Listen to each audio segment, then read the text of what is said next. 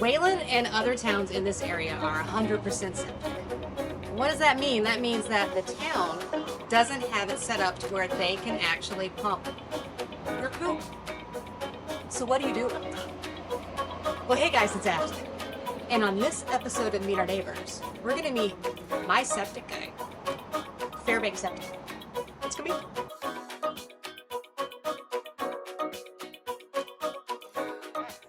So I'm here with my septic guy, Jonathan Fairbank, and this is not your office. Yeah, we're here on my family's farm just to kind of highlight the idea that septic pumping really is about protecting public waterways and the environment, and so being outside and outdoors has always been really important to me and sort of part of the passion of why I do what I do.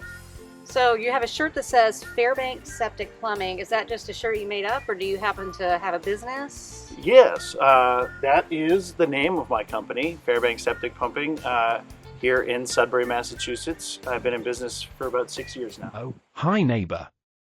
My name is Professor Winston Chimpington, but you can call me Winston. You might be wondering why I interrupted this very informative show, and I'm so glad you asked. You see, my job is to pop in, from time to time, and let you know what fascinating information is coming up next. Think of me as your friendly guide through all things educational. Now, for the moment you've been waiting for. Sit back, relax, and let's return to the humans talking about poop. Let's dive in. Or not. How in the world did you get involved in that? Just met the right people. I was flipping eggs at a diner in Wayland, and there was a gentleman named Brian Besso who introduced me to a local pumper, and the rest is kind of history. I worked for him for 10 years, learned the whole business, and when he retired, I decided to buy my own truck and go into business for myself. You literally went from flipping eggs to being a business owner. A little bit longer than that. Well, yeah, but that's like the essence of the American dream right there. Yeah, absolutely. Absolutely. You said that there's a connection to the environment. How does that work in your head? How come that you see those connections? Septic systems are designed, built, and used to recycle wastewater, recycle water in general. And the reason that we have septic systems is because back in the 70s, we recognized that a lot of the wastewater that we were disposing of was going into our public waterways and actually polluting our waterways. So the Clean Water Act of 1971 actually was the groundwork for what we have for modern septic systems nowadays. The water that you use in your house passes through your septic system, and it's reabsorbed into the soil, into the ground, and then into basically our drinking water supply. If we don't keep up with maintenance, if we don't have these systems in place, we end up polluting the environment, polluting the waterways and all that. So protecting our groundwater is a big part of it. If you have a town that has their own sewage municipal area, Yeah. and then you have a town like Wayland, it's 100% septic, is it because the infrastructure is not in place for them to not put in their own town managed system? Yes, it goes back decades where some of these towns chose not to, and that, sort of the commerce and the infrastructure wasn't there in the first place, so resources had to be dedicated to do that if they wanted to. Sudbury, Wayland, Lincoln, all the surrounding towns here, they didn't really have commercial and industrial infrastructure or businesses in place to justify that, and so a lot of them were bedroom and farming communities, and so on-site wastewater was the best way to sort of accommodate the need for recycling water. Oh, hello there. I was just going over this very exciting document called Title V. If you're thinking about becoming a homeowner, this is one of those fun adulting moments where you need to pay attention. Now, if you'll excuse me, I need to stop talking and learn more about this inspection. Then talk me through, I buy a house, it has a septic system in place, but I get this piece of paper that says Title V has been done. What is that? A Title V is actually kind of a slang term, so that report that you receive is a system evaluation. That's a documentation of the condition of the leaching field, the distribution box, the septic tank at that time, and the systems have to meet a minimum standard requirement in order to pass. Who sets that standard? The DEP, Massachusetts State Code. Okay. So a Title V inspection consists of documenting some of the conditions in the house, as well as opening the system components and documenting what the condition of those components are, right? And making sure that the system is working effectively and efficiently in order to serve incoming future families. You need to have a distribution box, otherwise known as a D-box. True, yeah.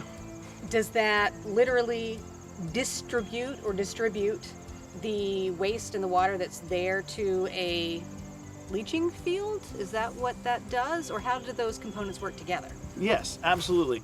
All your plumbing in the house is connected internally to one main line, or sometimes multiple lines that leave your house, but the end destination is the septic tank. That water is trapped inside the septic tank, and the septic tank's purpose is to allow solids to separate. So this is where 90% of the cleaning or settling of your water happens. Water then passes out to a distribution box in most cases. Not every septic system's the same, but that's the most common style modern septic system.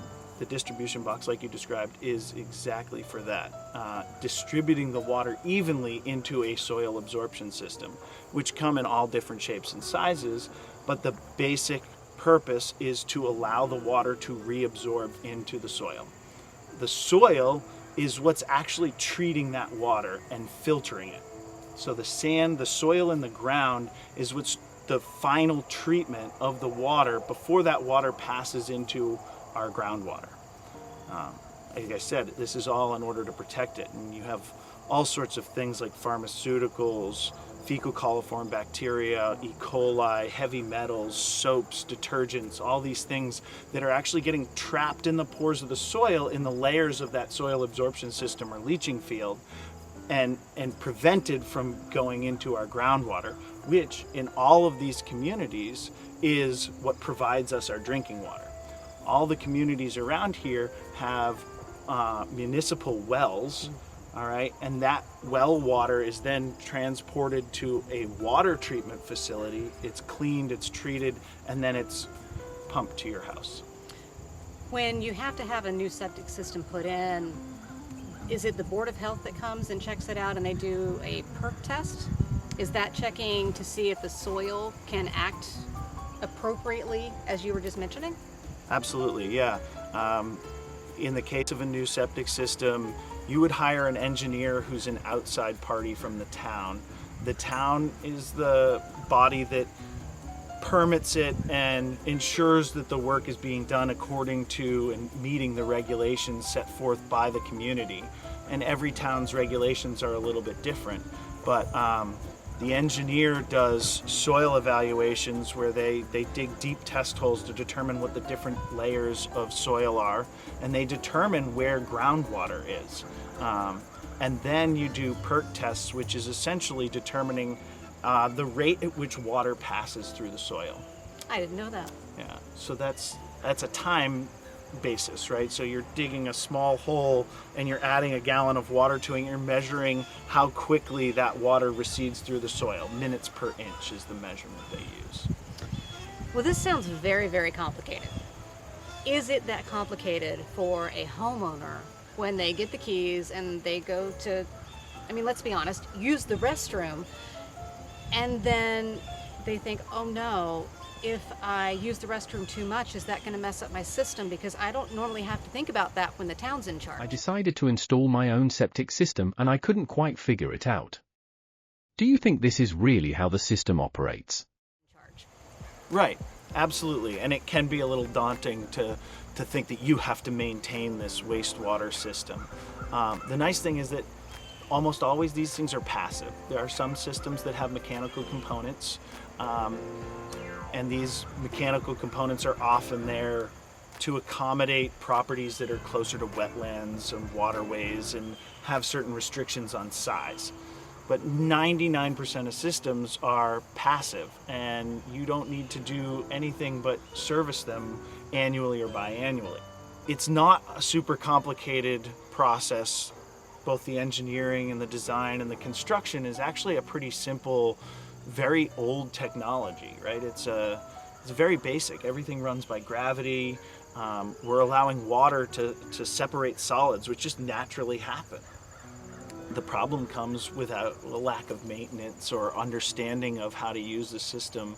And I think in some cases when individuals maybe come from a city where they're used to just dumping everything down the drain, using a garbage grinder and not having to worry about where it goes or what the end result is, some problems can occur. But I think with a little education and information, a lot of homeowners can maintain their septic systems in a much better, less fearful way. To that point, when you say that the homeowner needs to service a system, does that mean they too carry a shovel and they just shovel out their own septic system? No, that's all. Okay, good, because that That won't work. That's a phone call to a local provider like myself. Okay. We pretty much handle all aspects of it. All you need to do is make a phone call and set up an appointment. Our technicians come out. They're capable of going to the town and getting records. So the town keeps records of all of the septic systems that have been installed.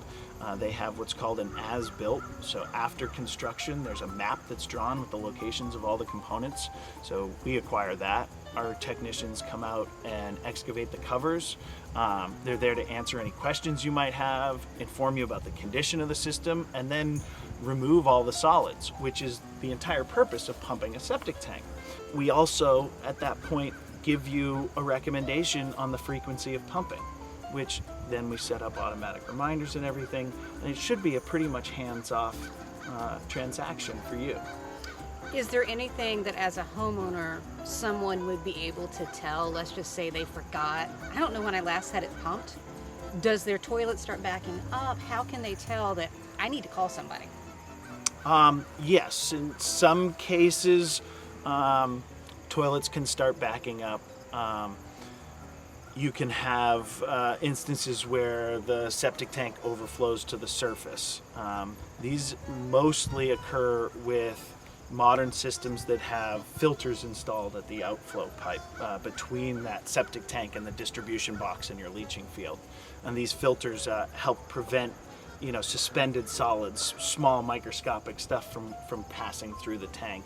And if they're not maintained properly, then the water flow out of the tank stops, which means that the water flow out of your house kind of backs up into your house.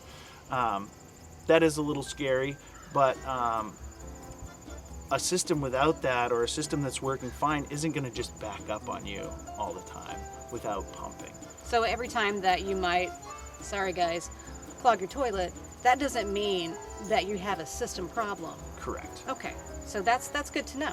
Yes. Okay. I've also heard then that you can buy some powders or something to put in your system, and that helps return some microbials to it, and that helps it. I've heard that hurts it. Septic system additives, right? There's all sorts of brands out there.